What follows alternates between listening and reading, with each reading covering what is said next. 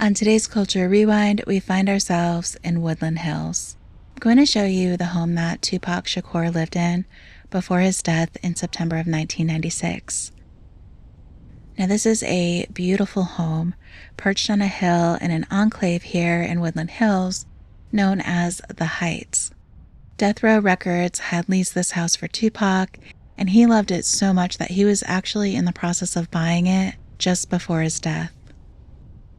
After his passing, the home changed hands multiple times and has an interesting history. A few musicians have owned this home over the years, and I'll talk about that in a minute, but let's focus on Tupac's history first. Okay, the house is coming up here on your right.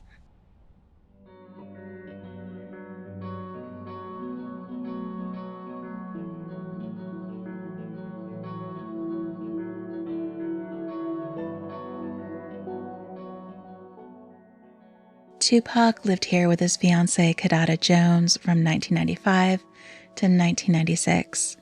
And by the way, Kidada's father was the late great record producer Quincy Jones. And this house is really where Tupac was ready to settle down and build a family with her. Now, he had previously been known to be a bit of a ladies' man, but falling in love with Kidada changed that. This home is just under 6,000 square feet with 6 bedrooms and 5 bathrooms, and it sits on about 1 acre. Tupac opened this home up to his extended family and friends, and really anyone who needed a place to stay. He had installed a bunch of slot machines and video games throughout the house, and he let his younger cousins use them as long as they showed up for his fatherly talks. He had this print of The Starry Night by Vincent van Gogh that his mother had given him hung in this home. According to an article in Vanity Fair, it was one of his most prized possessions. I know we can't see much from the street. I did save some pictures from when the house was most recently listed for sale, so I will share some of those. Now, when it was most recently listed, the seller asked for just under $4 million, and it sold in September of 2025 for $3.4.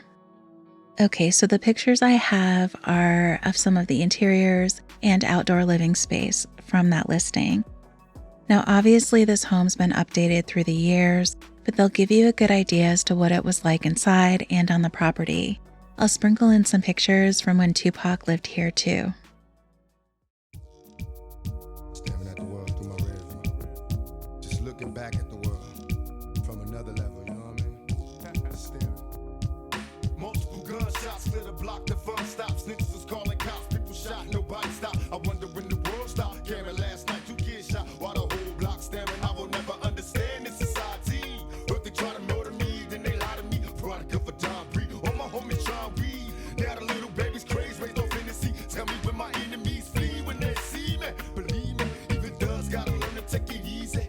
Listen, through the intermission, search your heart for a plan. We turning bad boys to grown men. It's on again. Give a holler to my niggas in the darkest corners. Roll a perfect blunt and let me spark it for you. One love from a thug nigga, rolling with a posse full of paranoid drug dealers. To the end, my friends, I'm seeing nothing but my dreams coming true. While I'm staring at the world through my rear view. See, I'm seeing nothing but my dreams coming true. While I'm staring at the world through my rear view. They got me staring at the world through my rear view. Go and baby, scream to God, he can't hear you. I can feel your heart beating fast, guess it's time to die. Getting high, watching time fly. It's all my motherfuckers staring at the world through my rear view. Go and baby, scream to God, he can't hear you. I can feel your heart beating fast, guess it's time to die. We getting high, watching time fly. All my motherfuckers. Now you see them, now you don't. Some niggas be here for the moment, and then they gone. What happened to them? Well, let's see. It seems to be a mystery. But all I know, I never let the money get to me. Stay down like the truest thug life until I check out this bitch. I thought you knew this. Who was gonna catch me when I fall? I even cared to. Why you thinking I see you lost up in my rear view? Head view is down with the outlaws. Outcasts left far and few like southpaws. But still we keep mashing till our dreams come through. Like I said before, this property has changed ownerships multiple times since Tupac's death. From 1999 until 2003, DJ Lethal from House of Pain and Limp Bizkit lived here. And from 2019 to 2025, this home belonged to Troy Van Leeuwen. Now, Van Leeuwen was a session musician who joined A Perfect Circle after meeting Maynard Keenan, and he wasn't with them long before he moved on to Queens of the Stone Age. And also, not so fun fact, do you guys remember Elliot Rodger? I did a video on his 2014 crime spree in Santa Barbara a while ago. Well, his father used to live a couple of streets over from here. He moved out shortly after his house was searched by police as part of their investigation into his son. But anyway, back to Tupac. I want to do another video about his life and death.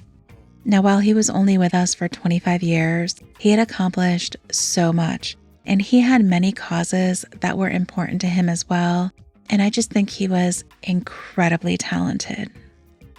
I've tried to get out to Las Vegas to cover his death location and retrace his final hours, but my timing always coincides with Formula One. Every year they build a temporary bridge at Flamingo and Koval for the event, and while they construct it, the road is shut down. Now, I do have another video planned for Tupac here in LA that I'll be working on soon, so stay tuned for that. But that is going to do it for this video. Thank you so much for watching, and I will see you in the next one.